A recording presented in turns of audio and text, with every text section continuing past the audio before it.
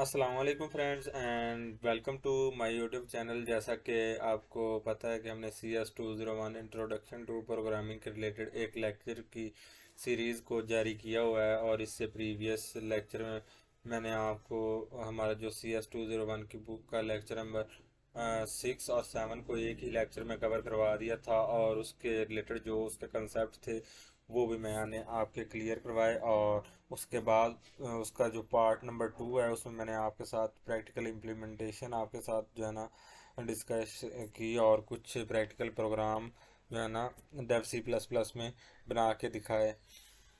ठीक है जी। तो ये तो था बेसिकली हमारा लूप्स के रिलेटेड जो कंसेप्ट थे ना, वो थे प्रीवियस लेक्चर में।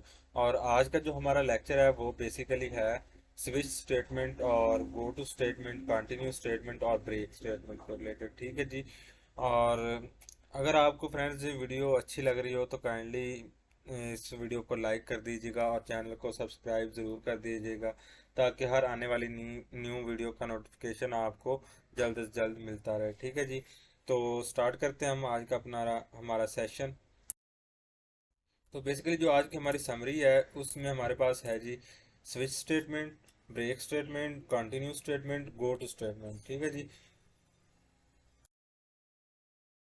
स्विच स्टेटमेंट है ना हमारे पास बेसिकली आज इसकी हमारे पास यहाँ पर डेफिनेशन एक सिंपल सी लिखी हुई है, मैं आपको पढ़ के सुना देता हूँ।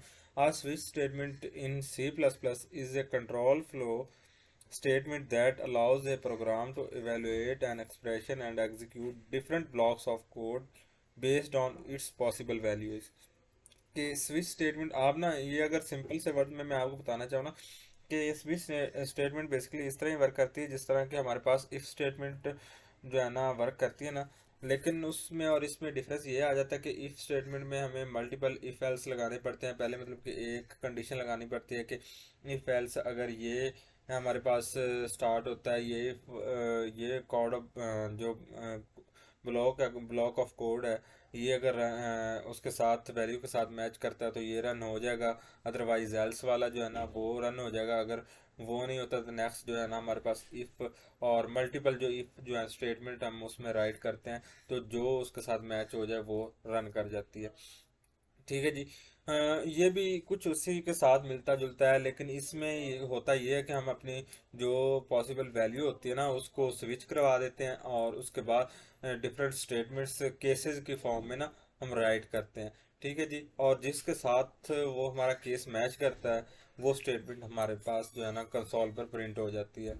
और इसमें हम एक और स्टेटमेंट का यूज़ करते हैं जो कहलाती है हमारे पास ब्रेक स्टेटमेंट। वो नेक्स्ट जो स्लाइड है ना उसमें हम इसके एग्जांपल देखेंगे, और मैं आपको फर्दर इसके बारे में जो है ना बताऊंगा। तो इसके हमारे पास बेसिकली ये एक डेफिनेशन है। Uh switch statement in C++ is a control flow statement that allows a program to evaluate an expression and execute different blocks of code based on its possible values। जो उसकी possible values होती हैं ना block of code के related, वो उनको जो है ना एग्जीक्यूट करके दिखाता है। It provides an efficient way to handle multi way decision. ये हमारे पास एक एफिशिएंट वे है कि जब हमारे पास मल्टी वे डिसीजन मेकिंग आती है ना, तो उसके लिए हम स्विच स्टेटमेंट का बेसिकली यूज़ कर सकते हैं। ठीक है जी। और इसके बाद हमारे पास जो होता है ना break statement. Break statement in C++ is used to terminate the current loop or switch statement and transfer control to the statement immediately following the terminated statement। ठीक है जी। ब्रेक स्टेटमेंट बेसिकली हम यूज करते हैं, तो ये basically use होती है अगर स्विच स्टेटमेंट में हमारी जो होती है ना स्टेटमेंट को टर्मिनेट करने के लिए। ठीक है ना, प्रोग्राम को टर्मिनेट।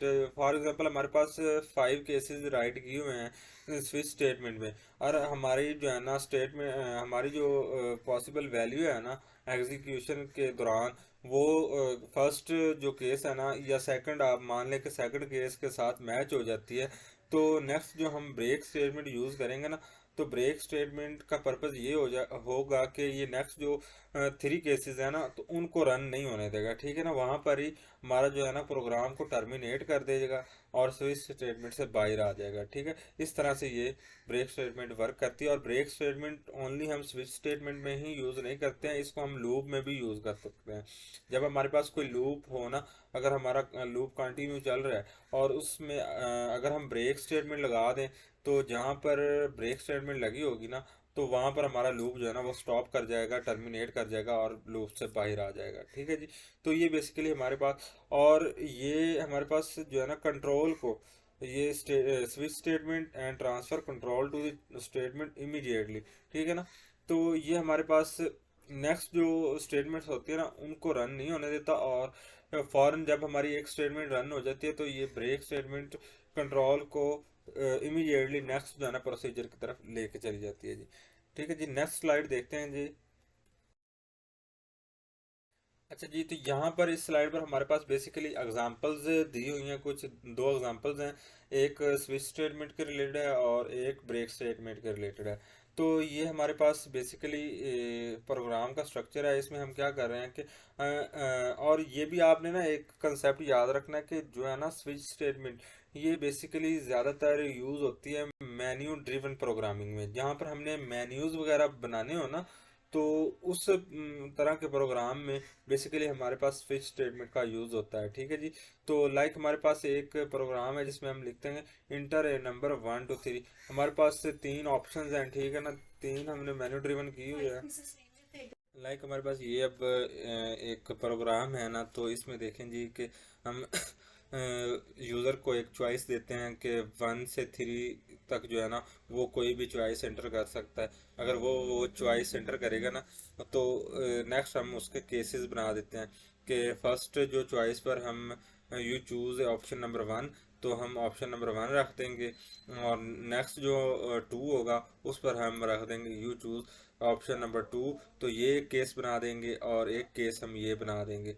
ये देखें ना जी, हम एक केस ये बना रहे हैं और एक केस ये बना रहे हैं।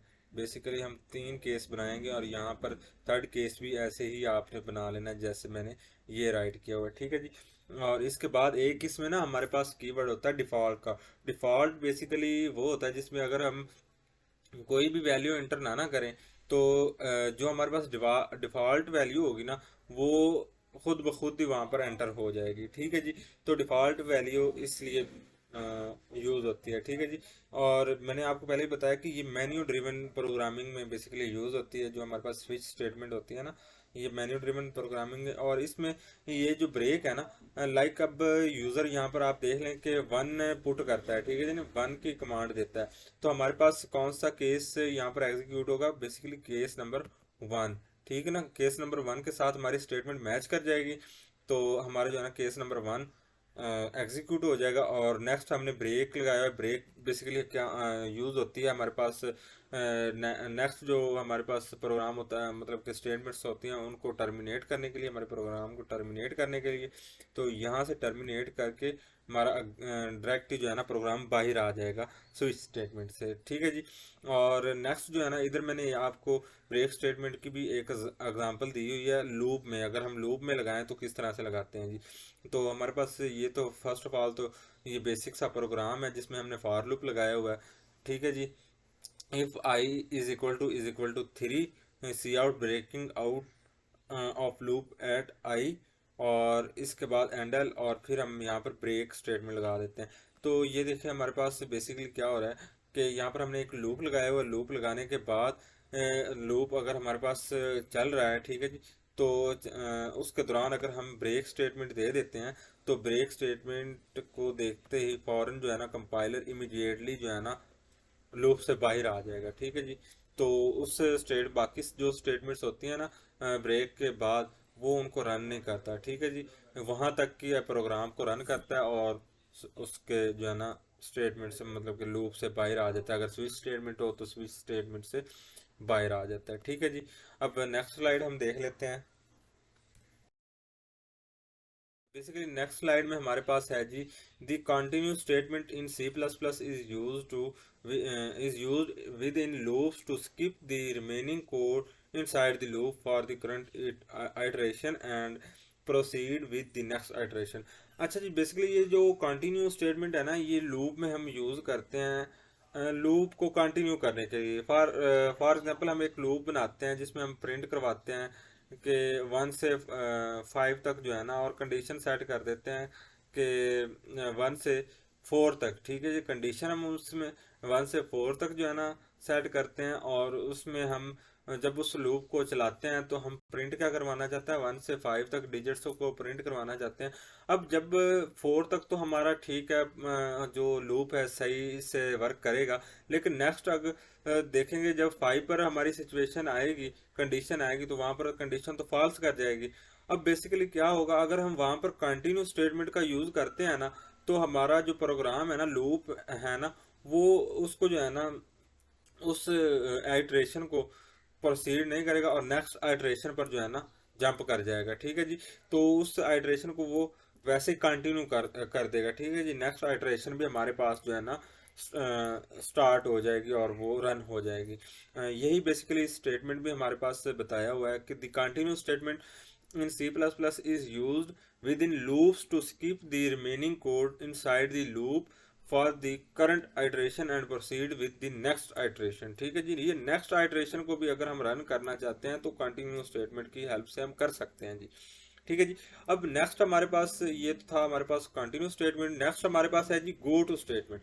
गो टू स्टेटमेंट बेसिकली यूज होती है अगर हमने अपने जो है ना प्रोग्राम में अगर कोई जंप लगाना हो। ठीक है ना, जंप लगाना, एक स्टेटमेंट से नेक्स्ट स्टेटमेंट अगर हमने जंप करना हो ना, तो हम बेसिकली यूज करते हैं गो टू स्टेटमेंट का। The go to statement in C++ is a jump statement that allows the program to transfer control to be a labelled statement.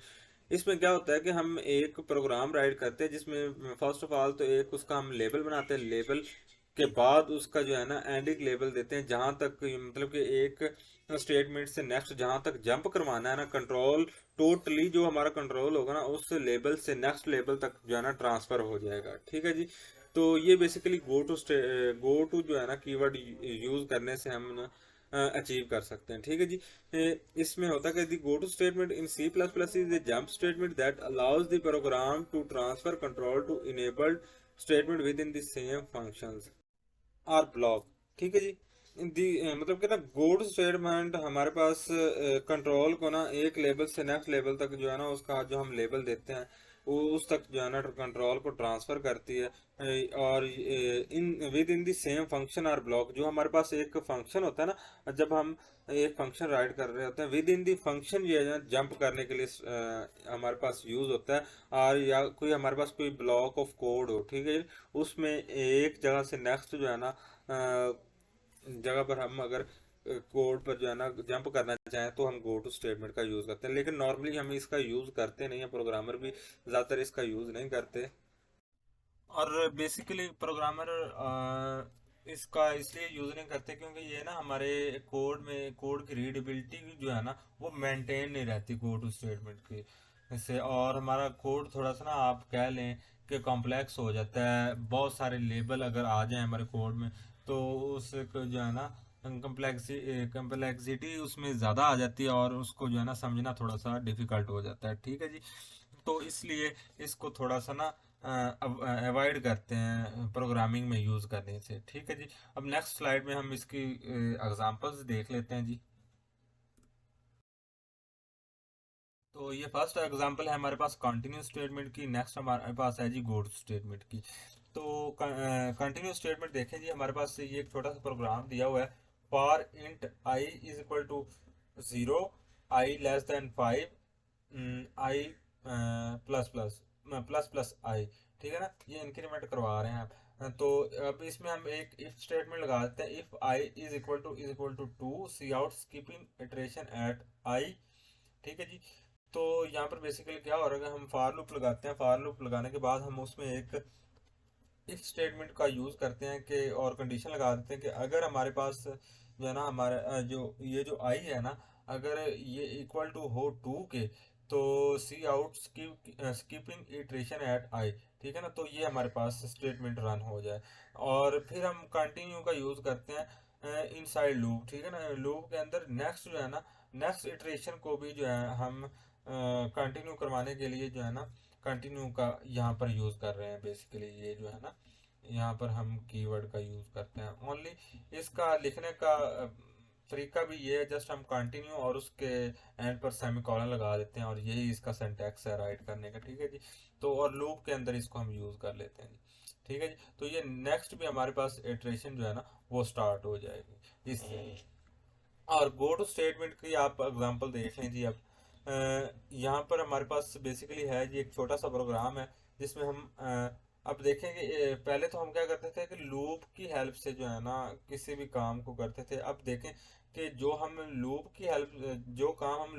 की हेल्प से करते हैं ना, वही काम हम गो टू स्टेटमेंट के जो है ना हेल्प से भी कर सकते हैं। लेकिन इससे हमारा जो है ना प्रोग्राम थोड़ा सा कॉम्प्लेक्स हो जाता है। जब हम हाई लेवल पर प्रोग्रामिंग करते हैं और बड़े बड़े प्रोग्राम राइट करते हैं, तो उसमें जो है ना कोड की जो है ना रीडेबिलिटी को ये मेंटेन नहीं रखता, ठीक है ना। और जो हमारे पास प्रोग्रामर इसको समझने के लिए उनको भी दिक्कत पेश आती है, ठीक है जी।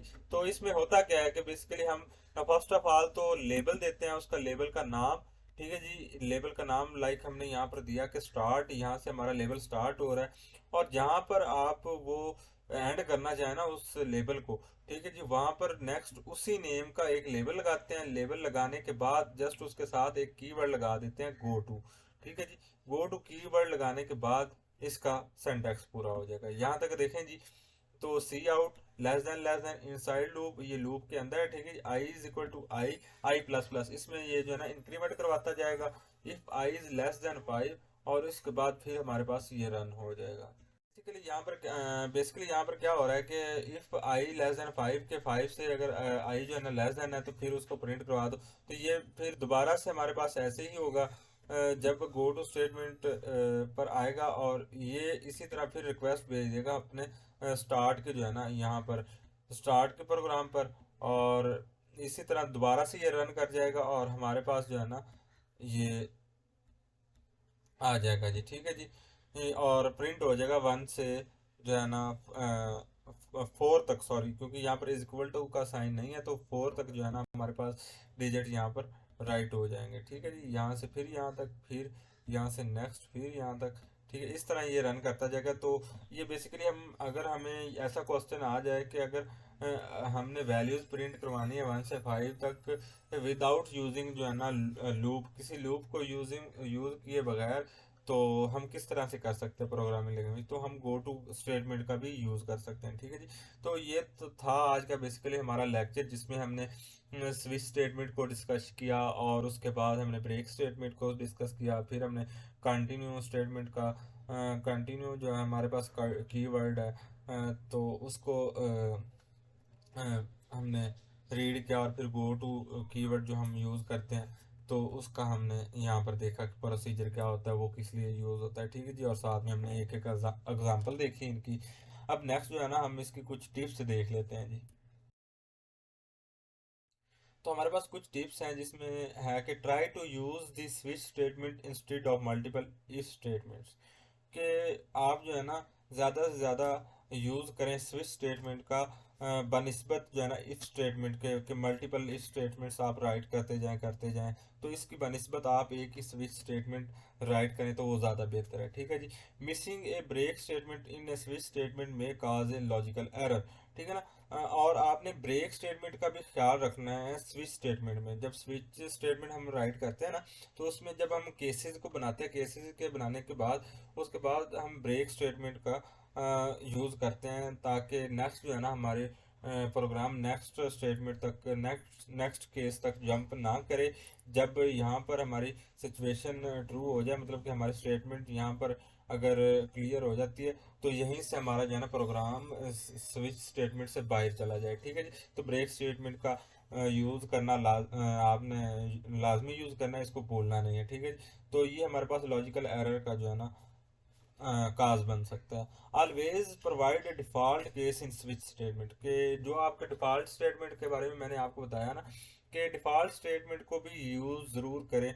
ऑलवेज प्रोवाइड करेंगे, हमेशा उसको प्रोवाइड ज़रूर करें, ताकि जब हमारे पास स्विच स्टेटमेंट में अगर कोई वैल्यू हम नहीं भी डालते तो एज ए डिफ़ॉल्ट जो है ना अपनी वो एक वैल्यू हम उसमें रखेंगे जो कि वो वहाँ पर कवर करेगी। ठीक है जी।